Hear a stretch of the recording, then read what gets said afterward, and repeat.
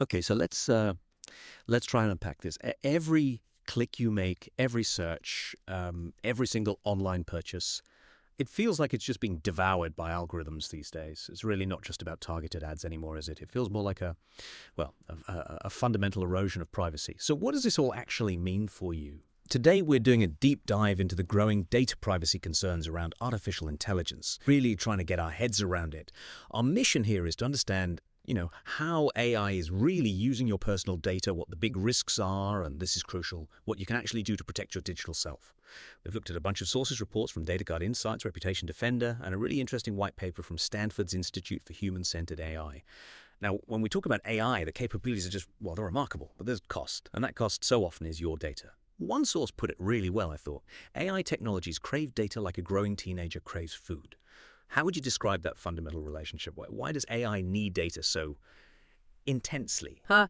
Yeah, it's a good analogy. It really is this insatiable hunger. What's truly fascinating, I think, is how these intelligent systems just hoover up vast amounts of information.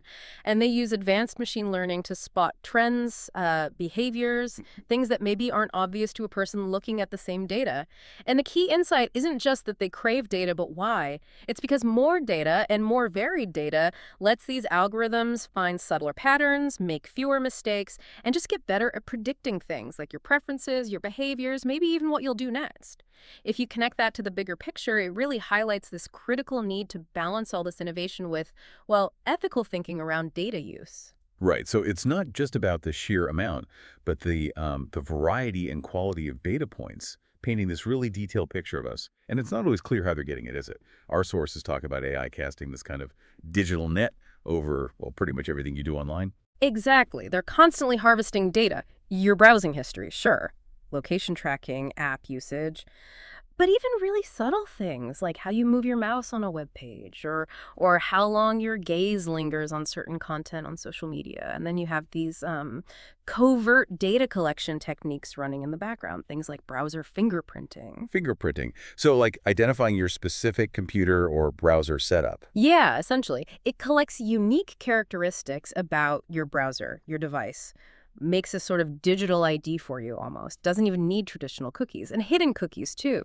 These often operate without you explicitly clicking yes, which can create this false sense of security because you might not even realize how deeply your data is being collected and analyzed. That's a really good point. You think you're browsing privately, but your digital fingerprint is still out there. Yeah. And it goes beyond just gathering the data, right?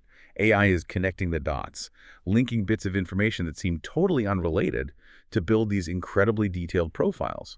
Absolutely. Take a fitness app, for example. It might figure out your daily routine, maybe your health status, even guess your mood patterns just from how you use the app. Or think about social media AIs. They're not just showing you stuff, they're analyzing how long you look at things, what makes you react emotionally, who you interact with. And they use that to, as one source put it, sculpt your digital reality, which can potentially create a bit of an echo chamber. An echo chamber, Yeah. meaning it just feeds you more of what you already like or agree with. Exactly. And the insidious part of that is how it can subtly narrow your perspective, reinforce biases you already have. It can even make it harder to encounter different viewpoints. It's almost like the AI decides what truth looks like for you online. Okay, so AI's got this massive appetite for data. It's building these detailed profiles. But what happens when that data gets misused? Or when the systems themselves, the ones meant to help us, end up creating new privacy risks? This is where we get into the maybe slightly alarming real-world stuff. I mean, imagine you share your resume for a job application or a photo for one specific purpose, only to find out later it was scraped and used to train some AI model without you ever knowing. Or think about hackers. Now they've got AI tools that can crack passwords or mimic your online behavior way faster than before. This is the reality we're kind of facing now.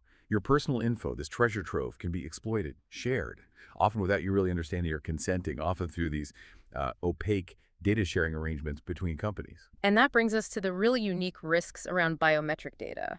Think fingerprints, facial recognition data, iris scans. Unlike a password, you can't change this stuff. It's permanent. So if it's compromised forever. That makes it a prime target for identity theft and other kinds of misuse. And it definitely fuels worries about unwarranted surveillance, especially with facial recognition popping up everywhere. You could be identified in a crowd without even knowing it. Yeah, the permanence factor is huge. You can't reset your face like a password. And thinking about the patterns AI finds in data, that brings up another really critical issue, bias. How the data itself can lead to these skewed, sometimes discriminatory outcomes. It's a major concern. AI algorithms, particularly when they're trained on historical data, well, that data often reflects past societal biases. So the AI can accidentally learn and even amplify those patterns, leading to unfair treatment. We've seen real examples. Amazon's hiring tool, famously, started preferring male candidates because it learned from past hiring data where men were hired more often. Or take predictive policing tools. They've been criticized because, using historical crime data, which might itself be biased, they've sometimes directed more police attention to minority neighborhoods. Some sources claim this led to numerous false arrests.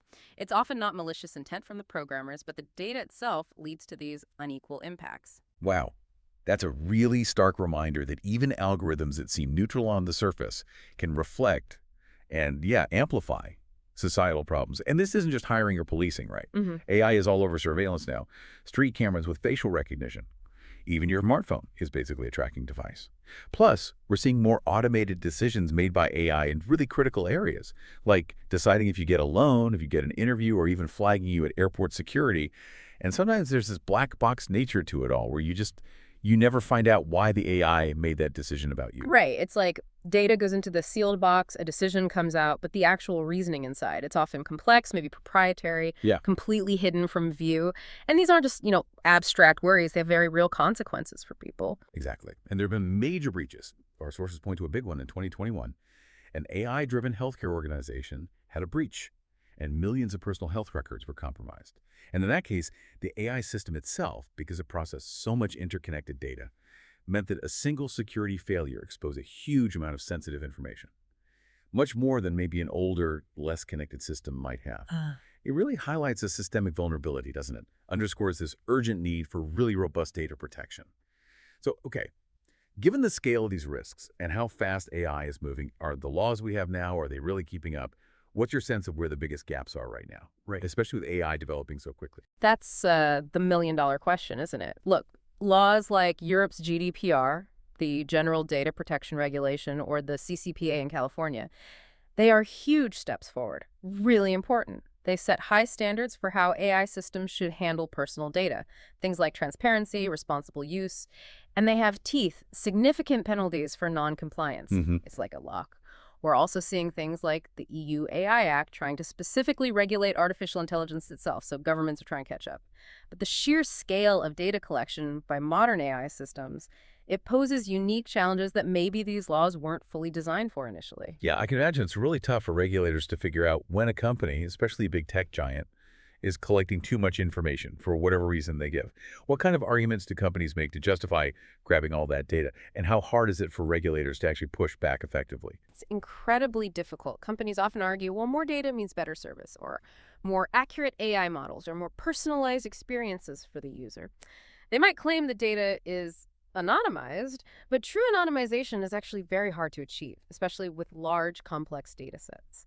So regulators face this huge task of judging proportionality.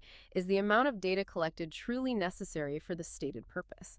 This is why we're hearing more talk about needing more than just checklist compliance. Ick.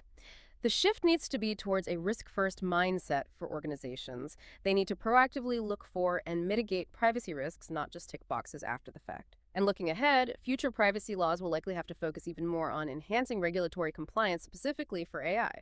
That probably means stronger data protection rules are needed and definitely more international cooperation because data flows across borders constantly. AI doesn't care about geography. That makes total sense. Okay, so we've looked at the big picture, AI's data hunger, the risks, the laws trying to keep up. But what does this actually mean for you listening right now? Because you really do play a crucial role here in protecting your own privacy. Simple questions. Do you have a smart speaker listening in your home? Do you ever use public Wi-Fi without a VPN? If you answered yes to those, you might be more exposed than you realize. But hey, don't panic. Awareness is always the first step towards doing something about it. Now, for organizations, our sources stress developing strong data governance policies. That's fundamental. Things like classifying data properly, controlling who can access it, regular audits, good employee training, and making sure leadership is accountable. And embedding privacy by design is so important. That means thinking about privacy right from the start when developing any new AI application, not just tacking it on later. It helps you spot and fix potential risks early on. Plus, it builds trust and helps ensure compliance down the line. Organizations also really need to prioritize enhancing transparency, clear privacy policies that people can actually understand, not just legal jargon, robust ways for users to give consent, regular reports on data practices, and really educating users about their rights. It's about building that trust, not just avoiding fines. Good point. Trust is absolutely key. Now, for you, the individual listener, here are some practical tips that really come through from the research. First, audit your digital footprint. And when one source called old accounts ticking time bombs, I immediately thought of my ancient MySpace page. We all have those digital skeletons somewhere. Exactly. Those dormant accounts from years back, they really are ticking time bombs of personal data, potentially waiting to be compromised in some future breach. Clean them up. Delete them. Second, strong, unique passwords. It sounds basic, but it's vital. Use a password manager. Create complex, unique passwords for every single account. Because, as one source put it quite bluntly, oversharing isn't caring, it's compromising. Absolutely. And building on that, embrace privacy-enhancing tools, a VPN, a virtual private network. Think of it as your invisibility cloak online. It encrypts your connection, hides your IP address. Really useful, especially on public Wi-Fi. Also, embrace encryption generally. Use apps with end-to-end messaging. Use full disk encryption on your laptop and phone. And definitely use tracker and ad blockers in your browser. They're a good first line of defense against a lot of invasive data gathering and profiling. And finally, maybe the most important one, exercise your rights. Laws like GDPR and CCPA actually give you power. The right to know what data companies have on you, the right to ask them to delete it, the right to opt out of them selling it. Don't just blindly click accept on every cookie banner you see. Take a moment, understand what you're agreeing to. Actively use these rights, because in this world of big data and AI, it's just too easy for companies to mistake your silence for consent. It really does make you pause and wonder, doesn't it? Have we just gotten so used to our data being collected that we've sort of accepted it as the norm? It's definitely easy to feel a bit overwhelmed, maybe even feel like it's too late to do anything about the mountain of data that's already out there. But there are definitely strong arguments being made that no, it's not too late for real, meaningful change. I tend to be an optimist on this too. Yes, a lot of data has been collected already, that's true. But that doesn't mean we can't build a much stronger, more protective regulatory system moving forward. That Stanford HAI white paper we mentioned, it proposes something pretty radical, a fundamental shift from the usual opt-out model to an opt-in model for data collection, meaning the default setting should be no data collection unless you explicitly, affirmatively ask for it to be collected. That sounds like a huge shift. It is. But look at Apple's app tracking transparency feature. When they made apps ask permission to track users across other apps and websites, somewhere between 80 and 90% of users said no. They opted out. It shows that when the default is privacy and people are given a clear choice, they often choose privacy. It's a powerful, real-world example. That's a fascinating statistic. Yeah. And the paper even suggests things like web browsers having built-in signals, right? Like global privacy control. A universal setting you could just switch on in your browser that automatically tells every website you visit, hey, don't sell or share my data. So you wouldn't have to click those boxes constantly. Exactly. And beyond user choice, there's this idea of regulating the entire data supply chain for AI. This means looking at everything from the input side, like all the data scraped from the internet to train these models, to the output side, where AI systems might accidentally memorize or infer sensitive personal information about people. Just relying on the AI companies to police themselves is, as the sources suggest, probably not really an acceptable situation. Right, because relying on individual rights alone often isn't enough, given the sheer scale of data collection. It's practically impossible for one person to track down and make a request to every single company that might have touched their data in this vast, complex ecosystem. Precisely. And that points towards needing more collective solutions. There's this interesting concept of data intermediaries, things like data stewards, data trusts, or maybe data cooperatives. The idea is that individuals could delegate their data rights to one of these trusted third-party entities. This would give consumers collectively more leverage to negotiate for better privacy protections at scale. Instead of you trying to manage hundreds of requests, one organization representing thousands or millions of people could negotiate much more effectively. Okay, so as we've journeyed through this deep dive today, it's become abundantly clear, hasn't it? AI's pervasive use of data brings incredible possibilities, but also really significant risks. And protecting ourselves seems to require this multi-layered approach, everything from our own individual vigilance to these big systemic policy changes. Absolutely. Finding that balance between AI innovation and robust data privacy, it's going to demand ongoing collaboration between businesses, policymakers, and individuals. It needs everyone involved. Continued vigilance, staying engaged, it's key. Because, as one of our sources nicely put it, knowledge without action is as useful as a smartphone without a battery. That's a great line to end on. And maybe one final thought to leave you with. Mm. In a world where AI is getting incredibly good at interpreting, predicting, and profiling you with uncanny accuracy, a world where your digital profile could become your destiny in some ways. Perhaps the ultimate question is this. As AI gets better and better at understanding you, are you maybe losing touch with who you really are?